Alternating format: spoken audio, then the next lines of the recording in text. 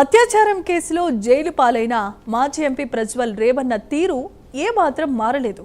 మాజీ ప్రధాని దేవేగౌడ మనవడిగా కేంద్ర మంత్రికి స్వయాన అన్న కొడుకుగా ఒకప్పుడు చక్రం తిప్పిన ఈ నేత ఇప్పుడు బెంగళూరు జైల్లో తన పాత బుద్ధిని పోనిచ్చుకోలేదు.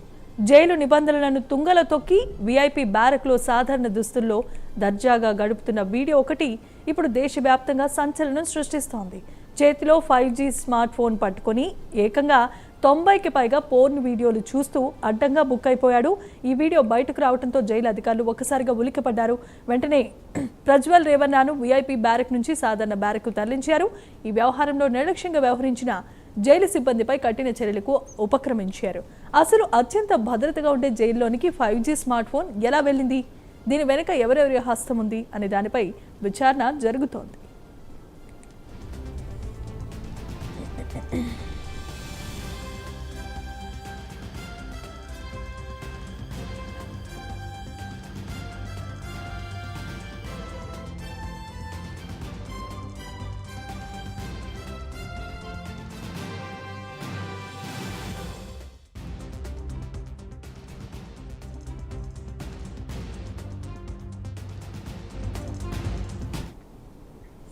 రైట్, ఇక న్యూస్ లెన్స్ మనం చూస్తున్నాం. అత్యాచారం కేసులో జైలు పాలైన మాజీ ఎంపీ ప్రజ్వల్ రేవన్న తీరు ఏమాత్రం మారటం లేదని చెప్పుకోవాలి.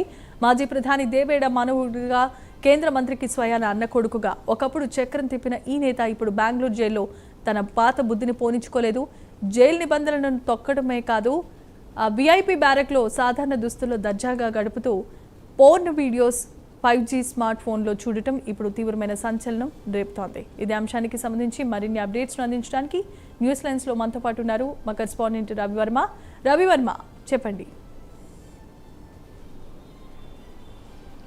ఎస్ జమ్మిమా, ఇవాళ ఒక మహిళ యొక్క అత్యాచార కేసులో జైలు జీవితాన్ని అనిపిస్తున్నటువంటి మాజీ ఎంపీ రేవన్న ఇవాళ జైలు జీవితం గడుపుతూ కూడా జైల్లో ఉంటూ వీఐపీ లాంజ్లో ఉన్న వీఐపీ సెల్లో ఉన్నటువంటి రేవన్న అనేక రకాల జైలు నిబంధనలకు విరుద్ధంగా వ్యవహరిస్తున్నారని చెప్పి ఆరోపణలు వస్తున్నాయి.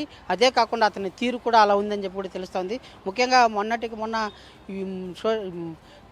5G ఫోన్ ద్వారా దాదాపు నీలి చిత్రాలను చూస్తూ అక్కడ ఉన్నటువంటి ఒక వీడియో జైల్లో నీలి చిత్రాలు చూస్తున్నటువంటి వీడియో వైరల్ అయింది, బయట వచ్చింది. దీంతో ఒక్కసారిగా కర్ణాటక రాజకీయాల్లో పెద్ద దుమారం లేపింది. దీన్ని బేస్ చేసుకుని కర్ణాటక ప్రభుత్వం కూడా జైలు నిబంధనలు ఉల్లంఘించినటువంటి జైలు అధికారులు ఈ 5G ఫోన్ ఎలా వెళ్ళింది, ఇలాంటి చిత్రాలు ఎలా చూస్తున్నారు, అసలు ఏంటి అనే దాని మీద క్షుణ్ణంగా విచారణ చేపట్టింది. విచారణ చేపట్టడమే కాకుండా అందుకు సహకరించినటువంటి వారు ఎవరున్నారని కూడా ఆ కోణంలో విచారణ అయితే సాగిస్తూ వస్తున్నారు.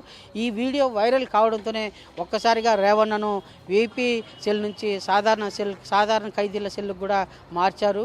అదే కాకుండా వీఐపీ సెల్లో ఉన్నటువంటి జైలు దుస్తులు ఒక ఖైదీకి జైల్లో ఉన్నటువంటి ఖైదీకి ఎలాంటి దుస్తులు అయితే ధరించాలో అది కాకుండా సాధారణ దుస్తులు ధరిస్తూ ఇంట్లోలాగా వ్యవహరించడాన్ని అందరూ తప్పుపడుతున్నారు. అదే కాకుండా రాజకీయంగా కూడా పెద్ద దుమారం లేగింది ఈ అంశము. దీని పట్ల ప్రభుత్వం స్పందించి విచారణ చేపట్టింది.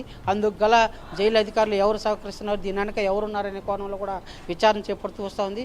ఇలాంటి నిబంధనలను ఒకప్పుడు కర్ణాటక రాష్ట్ర రాజకీయాల్లో చక్రం తిప్పినటువంటి రేవన్న ఒక మహిళా అత్యాచార కేసులో జైలు జీవితాన్ని అనుభవిస్తూ వస్తున్నాడు. స్వయాన మాజీ ప్రధానమంత్రి దేవేగౌడ మనవడైనటువంటి రేవన్న రాజకీయాలకు ఆదర్శంగా వ్యవహరించాల్సినటువంటి ఇలాంటి వారు ఇలాంటి నీచ పనులు చేస్తూ కనీసం జైల్లో ఉంటూ కూడా ఇలా వ్యవహరించడం ఏంటి అనే భావన సర్వత్రా ఉత్పన్నమవుతుంది. దీని పట్ల ప్రభుత్వం కూడా సీరియస్గా పరిగణించింది. అందుకు గల కారణాలను పూర్తిగా క్షుణ్ణంగా విశ్లేషిస్తూ ఉన్నది. అందుకు ఎవరెవరు సహకరించారనే వారి మీద కూడా చర్యలు చేపట్టేందుకు రంగం సిద్ధం చేసినట్టు కూడా తెలుస్తూ ఉంది. Jemima, right, thanks for the updates Ravi Varma.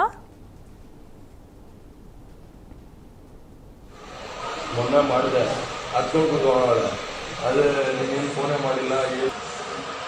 ಏನೋ ಫಸ್ಟ್ ಕಮ್ಮಿ ಮಾಡೋದು ನಾನು ಅವ್ರಿಗೆ ಫೋನೇ ಮಾಡೋಕ್ಕಾಗಿದ್ದೀವಲ್ಲ. ಮೊನ್ನೆ ಮಾಡಿದೆ ಹತ್ಕೊಂಡು ಕೂತ್ಕೊಳ್ಳೋಣ, ಅದು ನೀನು ಫೋನೇ ಮಾಡಿಲ್ಲ. ಏನೋ ಫಸ್ಟ್ ಕಮ್ಮಿ ಮಾಡೋದು